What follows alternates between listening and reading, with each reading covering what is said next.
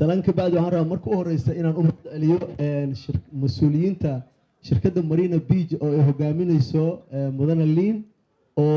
حفلة نروحنا بدل لما أنت هالك النوجو سمية أو قلت على جل إنه يكون فران شركة مارينا بيج استيت أو شركة عصرية أو دولين يصير هذا اللي قد واجرنا يا وعرّوا شركة داسينا إرادة وكما سنتين شغالة أبلاودين وحنا دلنا هم بليو إن تقول ستان ويدين رجينا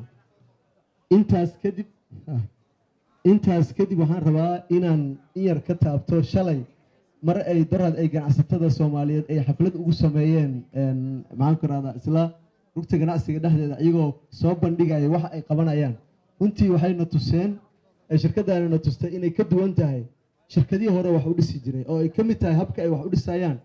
inay tahay dhulku waa weyn yahay isteediyo inay sameynayaan oo ay xirxirmayaan oo konton guri ay u sameyn doonaan guri kontonka guriba inay dayr oo ku xirnaan doono albaab laga soo galo oo yeelan doono security-gana ay aad uga taxadarayaan ay noqon doonto konton kasto guri inay noqdaan dayr leh nolosha ay u baahnayeen iyo facilitation u baahnayeen ay gudaha ka heli karaan si guudna waxay ugu tala galeen inay sameyn doonaan isbitaal guud inkastoo isbitaalka Kaysari uu ku dhagan yahay laakiin haddana isbitaal ay Marina Beach leedahay ku jira iskuulaha ku jira waxa ku jira meel carruurtu ku ciyaartaa ku jirta waxa ku jira waxyaalaha ay nodsan masaajid weyn oo caan ah ku jira moola ku jira waxna waa wax caam oo la isleeyahay waxna waa wax isteediyada ay gaar u leeyihiin marka waxaa moodaa inay ka bedelan yihiin real isteediyada hore loo sameyn jiray ayagoo bilaabaya qaab security-ga wax ka tari kara oo ah in state ay u xirnaan doonto oo state kasta oo security gaar ah u yeelan doono waxaa moodaa marka waa hab casri ah aadaan ugu mahadcelinaynaa maskaxda cusub iyo formulaha cusub ay soo bandhigeen waxaan leeyahay waa u baahanahay mar walba idea cusub inay keenaan waxaan la fadhiyay wasiirka ganacsiga oo runtii ah wasiir ku qaali ah ganacsatadeena wasiir waxaan rabnaa ganacsatada Soomaaliya horumarka ay sameynayaan ay sameynayaan in gacan la siiyo waxay codsanayaan maadaama ay maalgeliyaal ay yihiin inay helaan cashuur dhaaf oo ah waxa ay keeni doonaan loo sameeyo in dhiirigelin loo sameeyo waxay sameynayaan investor xooggan waaye ajaanibtu markay noo timaysto waa loo sameeyaa in ganacsatadeena la taasoo kaleeto loogu sameeyo maadaama ay maalgelin sameynayaan in cashuur dhaaf ay helaan badeecado badan ay la imaan doonaan qalab culus ay la imaan doonaan waxaasoo dhan waxaan rabnaa marka in gacan laga siiyo gudoomiyaha gobolka anaga waxaan rabaa aada ugu mahadsantahay dhagax dhigaaga iyo maanta barnaamijka meeshaan waxaan rabnaa gudoomiye ganacsatadaasi waxay isugu jiraan ganacsatadii dalka Soomaaliya oo dhan gobolkaagay marti u yihiin waxaan rabnaa gobolku inuu il gaar ku fiiriyo maalgelinta ganacsatada ay sameynayso in aad loo soo dhaweeyo sida ganacsatadeenu waxay diyaar u tahay ajaanibta Soomaaliya oo imaanaysa ka hor inay ayagu maalgeliyaan dalkeena waxaan rabnaa dalka waxaan ugu yeeraynaa in ajnabi ay maalgashtaan laakiin ka hor waxaan rabnaa inaan annagu inta is aamino aan annagu dalka maalgashano oo aan sida aan Kenya iyo South Sudan iyo maxaan ku yiraahdaa South Africa iyo wadamada qaarkood oo Yurub aan u maalgashanay aan waxaan rabnaa inaan kana isugu tagno si ajnabigu ay noogu daydaan oo annaga aan maalgelinta bilaawno maalgelintaasna waxaan rajaynaynaa inay ka mid noqon doonto malaayiinta doolar shirkaddan la gelin doono bangiyadeena iyo waxa isugu tagi doona iyo ganacsatadeena kadib waxa ku soo biiri doona markaan aragno inaan wax qabsanayno nagu soo biiri doona ajnabi waxaan rajaynaynaa in dawladeena aan gacan ka helno nabad iyo nolol aadan uga hambalyeynaa sida wanaagsan ay ganacsatada ula falgalaan ahaantii Marina Beach State mashruuciisa waa mashruuc aad u ballaaran maanta waxaan dhagax dhignay wajigiisa ugu horeeyay ama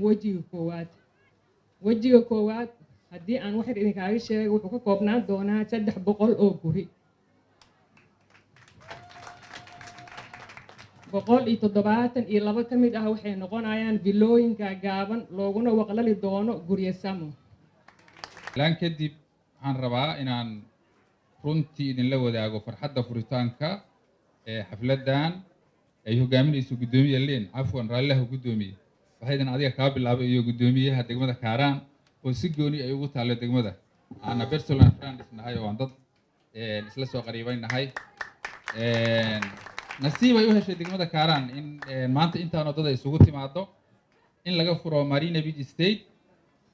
waxay soo kordhinaysaa nolol nabiga Ali sallallahu alayhi wasallam wuxuu khayru naas anfa'uhum linnaas in marka ganacsatada laga faa'iido lacagta la gelinayo Dubai iyo Nairobi iyo meelaha kale oo ay Soomaaliya deganta iyo America Yurub lagu dhisaayo waxa ka muhiimsan mid aan ku dhisayno meeshaan meel gabadhi bilowday barwaaqa bilowday leen waxay tahay qofku dayasho mudan iyada iyo ganacsatada Soomaaliyeed ee maanta noo samaynayo hooyigaa quruxda badan leh insha allah anigu dadka deegaankan ka mid noqon doono isa soo qorayaan kow ka noqon doona haddii ilaahay yidhaa in aan ku raaxaysto xeebtaas oo weliba degmadan carruur badan baa iigu dhalatay kaaraan aan ka mid noqdo deegaanka degmada kaaraan dadka u bilaabaya ganacsatada insha allah haddii ilaahay yidhaa waxaan leeyahay ummadda soomaaliyeed ha ku dayato ganacsatadeedan rugta ganacsiga madaxdeeda shaqadan oo dhan qabatayna waxaan isleenahay bilow wanaagsan ayay ka sameeyeen deegaanka inay sii wadanna waa ku kordhinayna mashruucan wadaniga ah ee qof walba u haweyn tahay ciddii shaqaalaha oo aan gada karin waa kiraysan kartaa aan u malaynayaa inta kale araaji baa u wada qoran horta la ogaado marwaliin araajida qabo waxaan rajaynaynaa in inta buuxsanto mid kale degdeg noo dhisa laydin yidhaahdo ilaahay idankiis intaas waxaan leeyahay munaasabadda tallaabtan marka waa tallaab yididiilo leh aad iyo aad oo qalbi wanaag u ah aan soo dhoweynayno ganacsada soomaaliyeed ee uu guddoomiyaha u yahay maxamuud cabdikariin gabayre iyo ismaaciil iyo statekan gabadha madaxdu ahaa liin dhammaan inta gacan ka geysatay waa uga mahad celinayaa waa bilow wanaagsan soomaalidu wax u bilaabaday rabaan mar haddii loo bilaabo waa ku soconayaan waxaan soo aragna waa xumaan haddii loo bilaabo xumaantay wadaya wanaag haddii loo bilaabo midkaanoo kale waa wadaya shaki igama jira taasoo intaan soo joogaan soo arkay marka wanaagga in lagu tartamo insha allahu tacaala ayaan rajaynayaa kanuna uu noqdo wanaag bilowday ee lagu tartamo dadka soomaaliyeed ee meelaha dalkeena ka baxsan kule ganacsiga inay ganacsigooda intay iska iibiyaan ay ku safaan xeebaheena bal fiiri xeebteena meel walba fiiri dadkeenna fiiri waa dad shaqadoon ah waa dad haysta intaas oo xoolo ah intaas oo beero ah intaas oo bad ah nooc yar oo ka mid ah haddii la yidhaahdo hawada ka faa'iidaysigeeda keliya ayaa wuxuu ka badan yahay soomaaliya inay ku nacfiso oo run ah inuu leeyahay runtii inta ka soo qayb gashay oo ku horeeyo ra-iisul wasaarihii hore ee dalkan soo hogaamiyey guddoomiyaha gobolka banaadir duwabkii dhaqanka rugtii ganacsiga agaasimayaashii xildhibaanadii labada gole madaxdii ganacsatada hilmaan hadal kuma jiro culamaa udiinka oo mar walba dadka baraarujinayay oo dariiqa toosan u tilmaamayay haddii dadku qaldamaan marka maanta runtii waxaan maraynaa meel fiican waxaan maraynaa meel ganacsigeennu uu kobcayo waxaa tusaale yar u ah hadda in ganacsigeennu kobcayo maalin walba waxaa dalkeenna ku soo kordhaya xafladaha noocaana oo ama barnaamij lagu daha furaayo ama lagu qabanaayo barnaamij bulshadan qiimo u leh shalay waxaan u soo joogay suuqa weyn ee magaalada muqdisho oo laga daha furay beerta nabadda oo ah meel loo soo dukaamaysi tago oo lagu kulansiinayo ganacsatada iyo macaamiisha waa runtii muusan jirin waxaa weeye waxaa socda barnaamijyo lagu maalgelinayo ganacsatada oo runtii ama hay-ada caalami ay wadaan ama ganacsatadu ay doorkooda ku leeyihiin waxaa socda rugo ganacsi oo qiimo leh waxaa socda maxaa la jiray suuq raadin ayaa bilaabatay oo waxa aan dhoofino ama dibadda aan u dhoofino runtii isku dayo ballaaran oo dhinacaas ka socda marka intaasoo juhdiya iyo waxa la qabanayo waxaa weeye ganacsatada ayaa hormuud u ah ganacsatada ayaa doorka ugu weyn runtii leh marka ganacsatada soomaaliyeed waxaan dhihi karaa dalkan la-aantiis horumarka maanta aan ku tallaabsanayno ma aanu gaarnayn waxaa weeye dalkeenna waxaa muunadda maanta iyo muuqaalka hadda uu leeyahay ee inoo muuqda oo aada mooddo inaan annagana is aqoonsanayno adduunyadinana aqoonsanayso waxaa weeye marka maalgashiga ganacsatada soomaaliyeed ay maalgeliyeen gaar ahaan shirkadda dahabshiil iyo rugta ganacsiga oo iyagu barnaamijkan hogaaminayo. Runtii waa barnaamij aan aad u soo dhaweynayno. waa barnaamij aan isleenahay keliya wax ka tari ma aha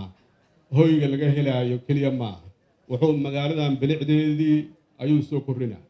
waxaa weeye waddanka bilicdiisii ayuu kor u qaadayaa wuxuu kor u qaadayaa magaca Soomaaliyeed waxaa weeye waxaa halkan wax ku baranayo arday Soomaaliyeed oo maanta tacliin aan haysan oo runtii waxaa halkan laga heli doonaa ruga ganacsi waxaa weeye goobo cibaadaysi intaasoo la koobay oo la isku keenay wax weyn ayay Soomaaliya ka bedeli doontaa waxaa wax weyn ka bedeli doona horumarka magaaladanu ay